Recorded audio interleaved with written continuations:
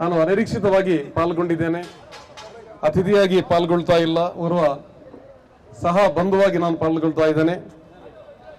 ವೇದಿಕೆಯಲ್ಲಿ ಆಸೀನರಾಗಿರುವ ಎಲ್ಲ ಗೌರವಾನ್ವಿತ ಗಣ್ಯ ಅತಿಥಿಗಳೇ ಸೇರಿರುವ ಎಲ್ಲ ಸರ್ವ ಧರ್ಮೀಯ ಬಾಂಧವರೇ, ರಂಜಾನ್ ಎಂಬುದು ಈ ಉಪವಾಸದ ಸಂದರ್ಭ ನಮಗೆಲ್ಲರಿಗೂ ಕೂಡ ಒಂದು ಮಹತ್ವವಾದ ಒಂದು ದಿನಗಳು. ಅದರಲ್ಲಿ ಕೂಡ ಇವತ್ತು ಈ ಇಫ್ತಾರ್ ಕೂಟದ ಮೂಲಕ ಪ್ರಸಕ್ತ ಸನ್ನಿವೇಶದಲ್ಲಿ ಸಾಂದರ್ಭಿಕವಾಗಿ ಅತ್ಯಂತ ಅಗತ್ಯವಾದಂತಹ ಒಂದು ಸೌಹಾರ್ದ ಕೂಟವನ್ನು ಈ ಮಂಗಳೂರು ಕೇಂದ್ರ ಹೃದಯ ಭಾಗದಲ್ಲಿ ಆಯೋಜಿಸಿದ್ದಾರೆ. ಇದರೊಂದಿಗೆ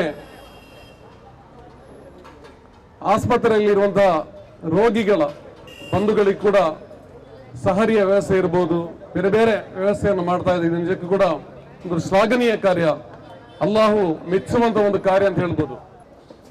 ಇಸ್ಲಾಂ ಧರ್ಮವು ಯಾವತ್ತೂ ಕೂಡ ಒಂದು ಶಾಂತಿ ಸೌಹಾರ್ದತೆಗೆ ಆದ್ಯತೆಯನ್ನು ಕೊಡುವಂತಹ ಒಂದು ಧರ್ಮ ಅಂತ ಹೇಳ್ಬೋದು. ಪ್ರವಾದಿ ಮುಹಮ್ಮದ್ ಮುಸ್ತಫಾ ಸಲ್ಲಲ್ಲಾಹು ಅಲೈಹಿ ವಸಲ್ಲಂ ತಂಗಳ್ರವರು ಒಂದು ಧ್ಯೇಯವಾಕ್ಯ, ನಿನ್ನ ನೆರೆಮನೆಯವರು ಹಸಿದಿರುವಾಗ ಹೊಟ್ಟೆ ತುಂಬ ಉಣ್ಣುವವನು ಯಾವತ್ತೂ ಕೂಡ ನನ್ನವನಲ್ಲ ಎಂಬ ಒಂದು ಮಾತಿಗೆ ಒಂದು ಚಿಂತಿಸುವವನಿಗೆ ಯಾವತ್ತೂ ಕೂಡ ಒಂದು ಚಿಂತನಾರ್ಹವಾದ ಒಂದು ಸಂದೇಶವನ್ನು ಕೊಟ್ಟಂಥ ಪ್ರವಾದಿ ವರ್ಯರ ಅನುಯಾಯಿಗಳಾದ ನಾವು ಇಂಥ ಬಹಳಷ್ಟು ಕಾರ್ಯಗಳನ್ನು, ಇವತ್ತು ಸಾಮಾಜಿಕವಾದಂಥ ಕಾರ್ಯಕ್ರಮಗಳನ್ನು ಹಮ್ಮಿಕೊಂಡದ್ದು ಬಹಳಷ್ಟು ಅಭಿನಂದನೀಯ.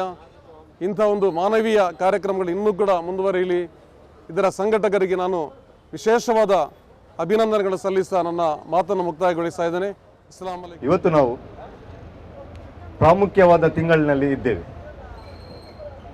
ಎಷ್ಟು ಖುಷಿಯಾಗ್ತದೆ ಅಂತ ಹೇಳಿದರೆ, ಇಂದು ನಾವು ಈ ಮಂಗಳೂರಿನಂಥ ಪ್ರದೇಶದಲ್ಲಿ ಎಲ್ಲ ಧರ್ಮದವರು ಸೇರಿ ಈ ಉಪವಾಸ, ರಂಜಾನ್ ಒಂದು ತಿಂಗಳ ಉಪವಾಸವನ್ನು ಇಲ್ಲಿ ಇಫ್ತಾರ್ ಕೂಟವಾಗಿ ಮಾಡ್ತಾ ಇದ್ದೇವೆ ಎಂದು ಹೇಳೋದಕ್ಕೆ ಭಾರಿ ಖುಷಿ ಆಗ್ತಾಯಿದೆ.